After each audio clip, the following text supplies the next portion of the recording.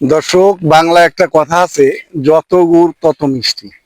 বড় ভাই একটা বাগান করছে নতুন এবছরই। দেখেন, উনি কলার চারা লাগাইছে, অনেক পরিশ্রম করে বাইরের থেকে টিউবওয়েলে পানি এনে কলার চারা দিচ্ছে। আশা রাখি যে এই বাগানে আল্লাহ তাআলা ওনার আশা পূরণ করবে।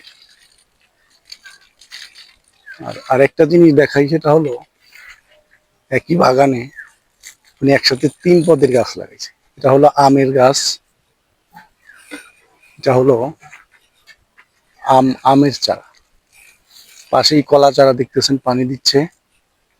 আর আরেকটু আগায় যদি দেখাই, মাঝখানটায় একটা আমের চারা, একটা লিচুর চারা। প্রথম হলো হ্যাঁ প্রথম হলো এক পাশে সুপারি গাছ, তারপরে লিচুর চারা, কলার চারা, এক সিরিয়াল, তারপরে বড়ই, বিভিন্ন প্রজাতির বড়ই, এই যে চারা দেখতেছেন অলরেডি এবছর লাগানো বড়ই বড় হয়ে গেছে। তারপরে হলো আপনার আর এক পাশে লিচু গাছ দেখতে পারতেছেন, লিচু গাছ, কলা গাছ। আর এর মাঝে আর একটা ফসল উনি এক্সট্রা ভাবে করছে, সেই ফসলটাও আশাবাদী যে উনি বেশ লাভবান হবে। একটু দেখেন, সেটা হলো লাউ গাছ। লাউয়ের গাছ রোপণ করছে।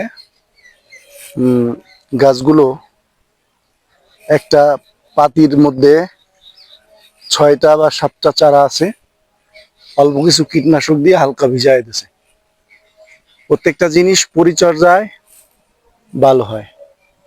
সবাই দোয়া করবেন বাগানটা যাতে, এই বেশ বড় বাগানটা যাতে সফলতার দিকে নিয়ে যায়।